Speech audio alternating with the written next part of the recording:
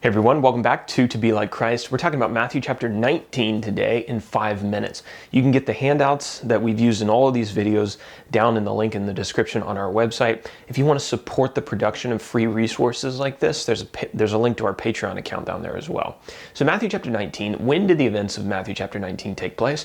Well, as with almost all of the gospel, and you're probably getting sick of me saying this by now, this happened during Jesus' earthly ministry.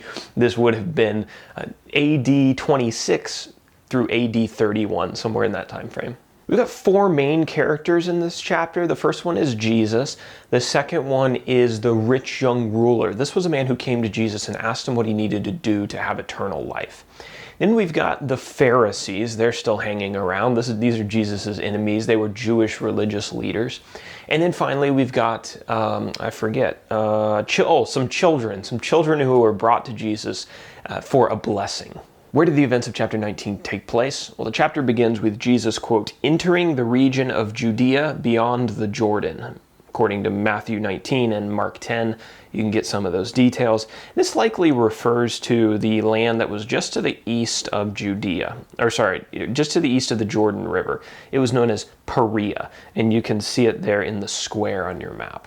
The chapter begins with Jesus talking to the Pharisees, and he's talking to them about divorce. This is verses 1 through 12.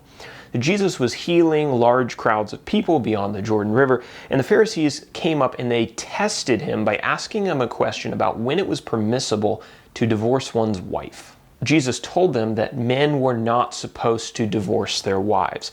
Anyone who divorced their wife, except for sexual immorality, and married somebody else was committing adultery. And the text says that when Jesus' followers heard these words, they were shocked. And then in verses 13 through 15, little children come to visit Jesus.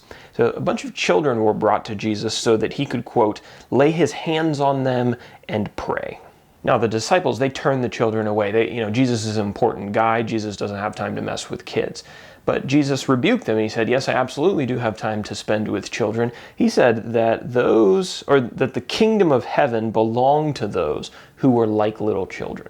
Then we're introduced to a somewhat well-known character. This is a rich man who was struggling with money in verses 16 through 22. So this young rich guy comes to Jesus and he asks him what he needs to do to inherit eternal life.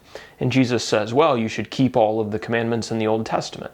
And the young man responded, well, I have kept all of them. Jesus then told him to sell all of his possessions, give them to the poor, and come and follow him.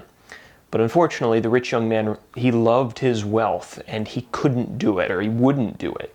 And so he went away sorrowful and didn't follow Jesus. This was an opportunity for Jesus to address the danger of riches with the people that were listening to him. And he does this in verses 23 through 30.